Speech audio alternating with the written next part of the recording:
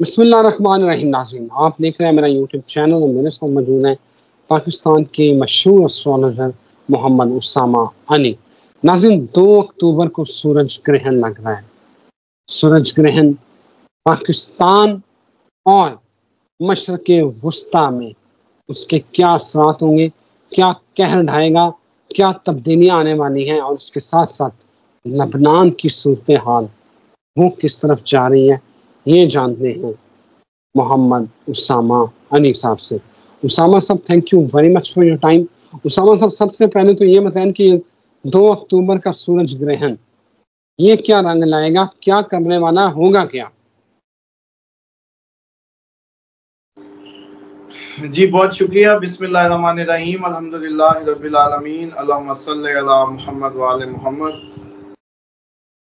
देखिए, 2 अक्टूबर का सूरज ग्रहण जो है पार्शल है, फुल नहीं है, लेकिन ये जो है काफी अहमियत का हामिल है इस सूरत हाल में, जब अभी 18 को चांद ग्रहण गुजरा हो और अवाम वैसे ही उसकी बरसरे पैकार हो हुकूमतों के साथ।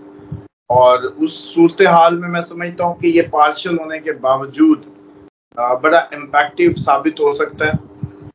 खसूसन इसकी जो इसमें जो हिडन एस्पेक्ट्स हैं जो लोग ज्यादा नहीं जानते या इस पे बात होती।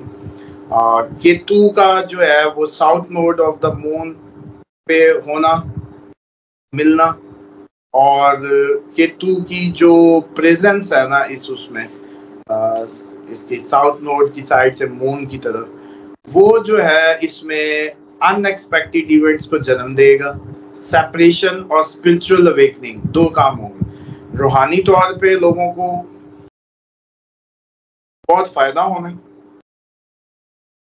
स्पिरिचुअल अवेकनिंग, अनएक्सपेक्टेड इवेंट्स और जो सेपरेशंस।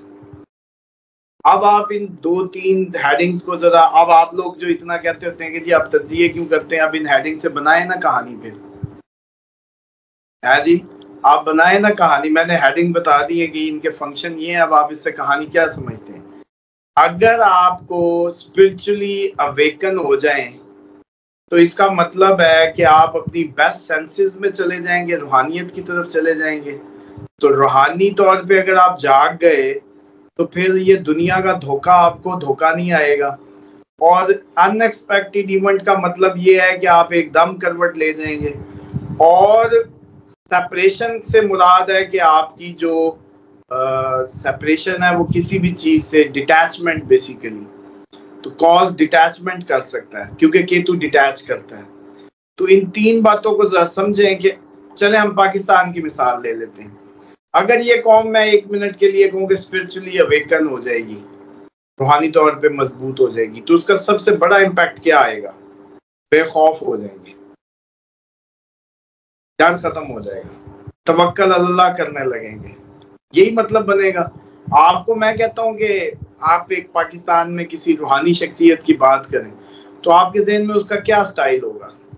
सच, नडर, बेखौफ, दुनिया से बेजारी, ठीक है, और हक सच की बात। अगर ये फीचर नहीं है रूहानियत के तो आपके ज़हन में और क्या फीचर आते हैं? मुझे तो यही समझ आते हैं। उसके बाद सेम टाइम पे एक चिरॉन्स एक्टिवेशन भी उसका टाइम भी है। चिरॉन एक्टिवेशन माना जाता है 1977 में ये दरियाफ्त हुआ। वैसे इनका कॉन्सेप्ट ये है कि ये हीलिंग कैपेसिटी रखता है। ये आउटर और इनर प्लैनेट्स के दरमियान ब्रिजिंग का काम करता है। वो भी इस टाइम पे होना है जिसने जख्मों को भरने में मदद देनी है। समझ रहे हैं? इसका मतलब है कि सेम टाइम पे कोई इस तरीके के जो एटीट्यूड या रवैये या कुछ भी हुआ, साथ साथ मरहम भी आती जाएगी। जख्म लगा, मरहम भी आएगी। ये हीलिंग प्रोसेस भी है। अगर ये हीलिंग इंडिविजुअल की जिंदगी में देखें तो उसके जख्मों की भरपाई या उसके जो वाउंड्स हैं कह लें, या जो इमोशनली वो उसकी डिस्टर्बेंसेस है, उसको कुछ रिकवरी देगा। लेकिन साथ ही जो रेबलस और जो इसका मैं समझता हूं कि जो मेजर जो कॉज है या जो मेजर इशू ये क्रिएट कर सकता है, वो ये करेगा कि कन्फ्लिक्ट्स में रेबलस एटीट्यूड और सोशल अनरेस्ट को जन्म देगा। अच्छा, अब मैं इसको थोड़ा सा मजीद समझाने के लिए आपको और बात खोलता हूँ। गधों को अगर अचानक आप देखें कि हबड़ास में आ जाएं और उनको तितर बितर किया जाए, अनरेस्ट में गधे हों, तो एक बिहेव अडॉप्ट करेंगे गधों का। अगर बकरियां अचानक आप देखें कि उनकी इज्जत में शेर आ गया तो हबड़ास में आ जाए, तो उनकी एक अपनी एक्टिविटी होगी। आप बताएं कि अगर रूहानी लोग एक्टिवेट हो गए और अनरेस्ट हुआ और साथ ही हीलिंग की मदद भी साथ चल रही है, तो फिर सूरत हाल क्या बनती है? फिर सूरत हाल जो है कोई रिजल्ट ओरिएंटेड होती लगती है कि कुछ ना कुछ इस 2 अक्टूबर के सूरज गिरन के नतीजे में किसी रिजल्ट ओरिएंटेड उसको जन्म दे सकता है। और इसी तरीके से जो हार्मफुल इसकी पोटेंशियल इम्पैक्ट्स होते हैं वो इमोशनल अपहील कह सकते हैं इसको,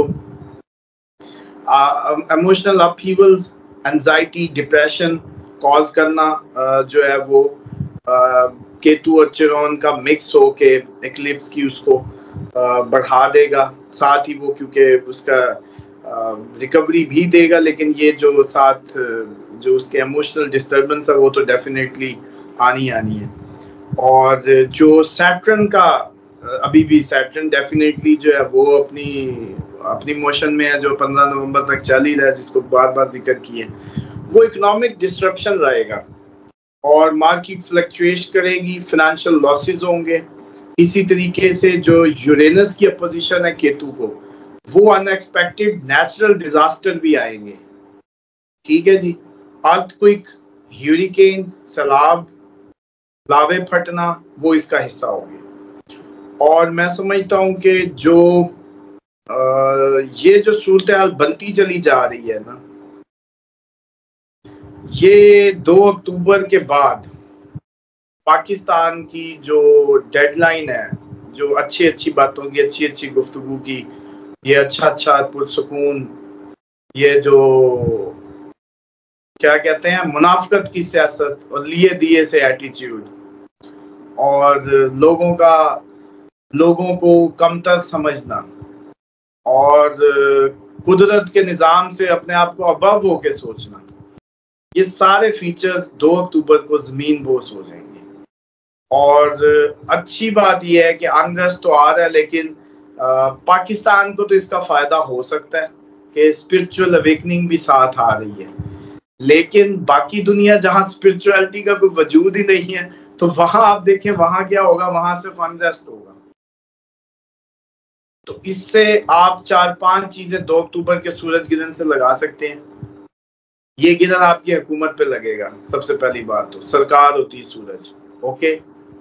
उसके बाद ये जो ट्रिगर करेगा social unrest, India, Pakistan, Asia पूरा इसकी उसमें लपेट में है, यूरोप है, अमेरिका इस दफा कम है इस उसमें, लेकिन सबसे ज्यादा मैं समझता हूँ हमारा एशिया कंसर्न है, तो एशिया है। तो इसने अच्छी भली तबीयत सेट कर देनी है और सरकारी मुलाजमीन इन सब के लिए ट्रबल्स होंगी। और इसके साथ साथ जो हुकूमत बड़ी आपको लग रही है मजबूत, वो आपको 2 अक्टूबर के बाद पता चल जाएगा। मतलब वो फिर आपको खुद ब खुद ही ईंटें निकलती नजर आएंगी। और जहां तक रहेगी बात इनकी, बाकी आपके खित्ते के अंदर जितने भी कन्फ्लिक्ट हैं वो सारे के सारे ट्रिगर हो जाएंगे। हम आ जाए मशरक़ वस्ता के ऊपर। लबनान में आपको याद होगा पिछले दिनों जो है वो पेजर्स धमाके हुए हैं, हजारों लोग जख्मी हुए हैं, मुतअद्दिद जान से गए हैं। वहां क्या होने वाला है, ये जरा बताएं। देखिए, वहां तो अब एक जंग शुरू हो चुकी है। ये अब पुराने दौर की मसला ये है कि पीछे बटन जो है, और मसला ये है कि ये जंग आहिस्ता आहिस्ता अपनी जो है ना एंगल्स वो जैसे कहते हैं ना सीधे करती जा रही है। मिसाल के तौर पे ईरान अभी तक इस जंग को दो बदू लड़ने की उसमें नहीं था ज़हनी तौर पे, वो चाह रहा था कि ये टल जाए। इस्माइल हानिया को शहीद करके उसको ट्रिगर किया गया, उसके सदर को मार के, वो बेशक बाद में हादसा बना, जो भी कहानी है। उसके बाद जो मैं समझता हूँ कि अब लबनान ईरान बैकिंग से ऑपरेट करता है और इसमें कोई शक नहीं है। शाम तो उसकी कीमत ही, शाम पे जितने भी अटैक होते हैं वो तो लबनान ही की बैकिंग की इव्ज में होते हैं।